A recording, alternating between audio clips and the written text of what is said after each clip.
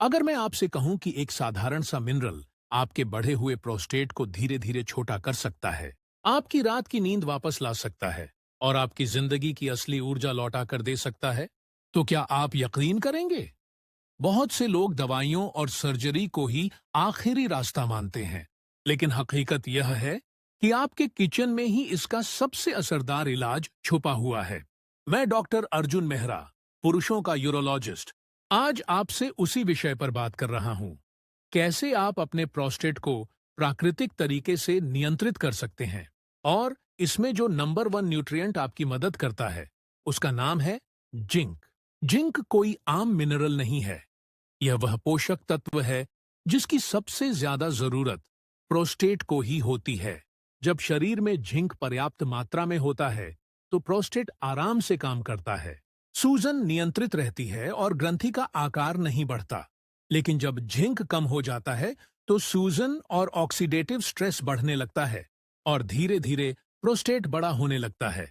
इसीलिए कहा जाता है, प्रोस्टेट की रक्षा करनी है तो जिंक को अपनी डाइट का हिस्सा बनाइए। अब सवाल है कि यह जिंक आपको कहां से मिलेगा? इसका सबसे अच्छा और असरदार स्रोत है रेड मीट, बीफ, लैम्ब या बकरी का मांस। इन सब में जिंक की मात्रा बहुत अधिक होती है और शरीर इसे आसानी से अवशोषित कर लेता है। लेकिन इसका मतलब यह नहीं कि आप इसे तैलीय, तला भुना या भारी मसालेदार रूप में खाएं। ऐसे खाने से फायदे से ज्यादा नुकसान होगा। सही तरीका है रेड मीट को हल्के मसालों जैसे हल्दी, जीरा, धनिया, अदरक और लहसुन के साथ हल्का ग्रिल करना, उबालना या स्टीम करना। इस तरह आपको जिंक भी मिलेगा और शरीर पर अतिरिक्त बोझ भी नहीं पड़ेगा। रेड मीट के बाद दूसरा अहम स्रोत है मछली, खासकर सैल्मन, सार्डिन और मैकरल जैसी मछलियां। इनमें जिंक के साथ साथ ओमेगा 3 फैटी एसिड भी भरपूर होता है, जो सूजन को कम करके प्रोस्टेट को शांत रखता है।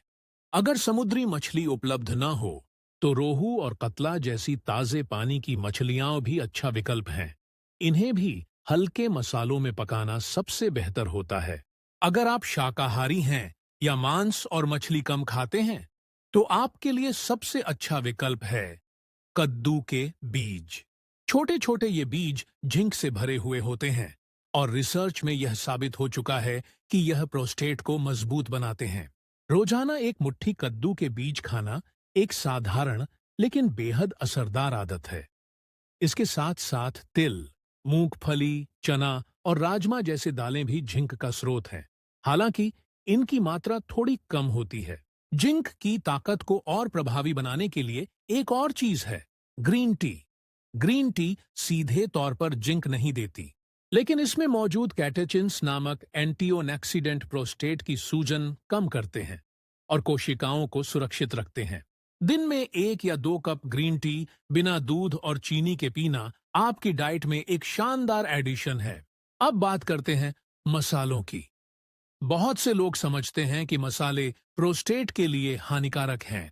सच यह है कि भारी, तैलीय और तीखे मसाले वाकई नुकसान करते हैं, लेकिन हल्दी, अदरक, लहसुन, जीरा और धनिया जैसे नॉर्मल मसाले प्रोस्टेट को फायदा पहुंचाते हैं। इनमें प्राकृतिक एंटी इन्फ्लेमेटरी गुण होते हैं, जो सूजन को कम करते हैं और कोशिकाओं को स्वस्थ रखते हैं। यहाँ एक और जरूरी बात है, कई लोग सोचते हैं कि अगर जिंक अच्छा है तो ज्यादा लेना और भी बेहतर होगा, लेकिन यह गलतफहमी है। जिंक की अधिक मात्रा शरीर के लिए हानिकारक हो सकती है और कॉपर ऑफ आयरन जैसे अन्य मिनरल्स के अवशोषण को रोक सकती है। सामान्यतः पुरुषों को प्रतिदिन लगभग 11 मिलीग्राम जिंक की आवश्यकता होती है।